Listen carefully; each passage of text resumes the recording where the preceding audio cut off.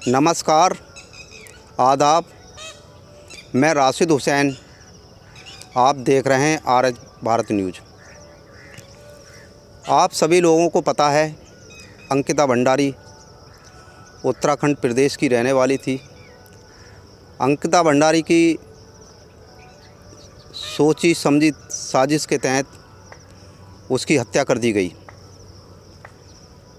अंकिता भंडारी एक ऐसी होनहार बेटी थी जिसके विषय में जितना भी कहा जाए उतना कम है। अंकिता भंडारी ने 12वीं क्लास में 88% अंक प्राप्त किए।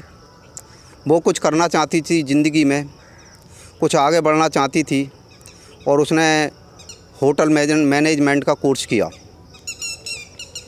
अब कोर्स करने के बाद उसका एक सिलेक्शन हो जाता है एक रिजॉर्ट में, और रिजॉर्ट में सिलेक्शन होने के बाद वो वहीं पर नौकरी करने लगती है। अब सवाल खड़े ये होते हैं कि अंकिता भंडारी के जो है अंतिम संस्कार भी कर दिए गए हैं और जांच आगे बढ़ाई जा रही है और जांच के नए खुलासे हो रहे हैं। जिस प्रकार से खुलासे हो रहे हैं उस प्रकार से नई कहानियाँ निकल के आ रही हैं।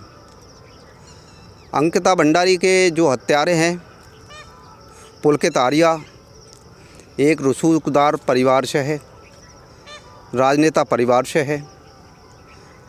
उसके जो पिताजी हैं वो भूतपूर्व मंत्री रह चुके हैं और पुलकित आर्या का जो भाई है वो भी मंत्री पद पर है इस समय।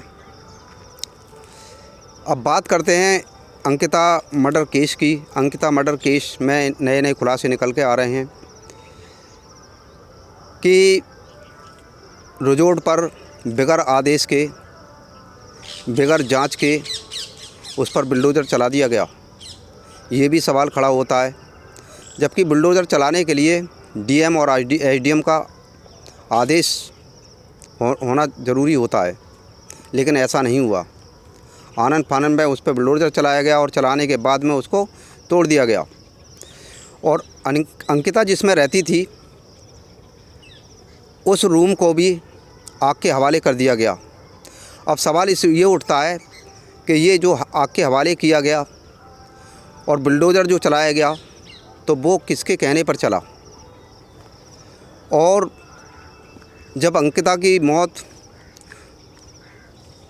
डूबने से हुई, उसमें ये भी कहा गया है कि उसकी जो मृत्यु हुई है वो डूबने से हुई है और जो उसकी मेडिकल जो रिपोर्ट आई है उसमें उसके कुछ मामूली चोट के निशान हैं। और यहाँ पर भी एक सवाल खड़ा होता है, जब आदमी 3 दिन तक बॉडी जो है पानी में पड़ी रहती है तो बॉडी के लिए फूल जाना ज़रूरी होता है, लेकिन ऐसा नहीं हुआ अंकिता की बॉडी के साथ। अंकिता की बॉडी के साथ ऐसा नहीं हुआ। डॉक्टरों ने जांच की तो बॉडी जो थी फूली हुई नहीं थी। इस पर भी एक सवाल खड़ा होता है और सवाल यहाँ सबसे बड़ा खड़ा होता है कि उत्तराखंड प्रदेश एक ऐसा प्रदेश जहाँ पर की जांच करते हैं, शुरुआती जांच करते हैं लेखपाल पटवारी, कानून गो, तहसीलदार, और इनके पास में कोई सिक्योरिटी व्यवस्था भी नहीं होती है कि कहीं जाएंगे तो उनकी वो जो है सिक्योरिटी के बल पर जाएंगे और कोई हथियार लेकर चलेंगे, लेकिन वो भी नहीं होता है इनके पास में। ये खाली हाथ होते हैं। तो ये उत्तराखंड प्रदेश के लिए और हमारे लिए भी बड़ी दुखद बात है कि लोग कहते हैं कि देश जो है डिजिटल बनाएंगे, देश को आगे बढ़ाएंगे। यहाँ पर पुलिस की बहुत सख्त ज़रूरत है, लेकिन यहाँ पर पुलिस काम नहीं करती है। पुलिस अपने आराम से बैठती है और यहाँ पर जो है लेखपाल पटवारी काम करते हैं, कानून गो काम करता है, तहसीलदार काम करता है। कहीं पर कोई क्राइम हो जाता है, कोई घटना हो जाती है तो वहाँ पर पहुंचकर लेखपाल पटवारी, तहसीलदार, कानून गो ही कार्रवाई करेंगे। उसके बाद में आगे पुलिस कार्रवाई करती है। अब सवाल ये भी खड़ा होता है कि अंकिता भंडारी का कि जिस रूम में आग लगाई गई, जिसमें तोड़फोड़ की गई, आखिर उस रूम को ही क्यों टारगेट किया गया जिसमें कि वो रहती थी, और रिसेप्शन रूम में को भी टारगेट किया गया। उसमें कुछ कागज़ या कुछ फ़ाइल ऐसी थी जिसमें लोगों की एंट्री होती थी, उससे कुछ बहुत सारी जानकारी मिलती, लेकिन वो आग के हवाले कर दिया गया। लेकिन ये भी सवाल खड़ा हो जाता है कि आग के हवाले कौन लोगों ने किया, वो कौन लोग थे जिन्होंने आग के हवाले किया। शायद अगर वो सारे सबूत मिलते तो कुछ और भी ज़्यादा खुलासे होते, लेकिन पुलिस और अधिकारी लोग जांच कर रहे हैं।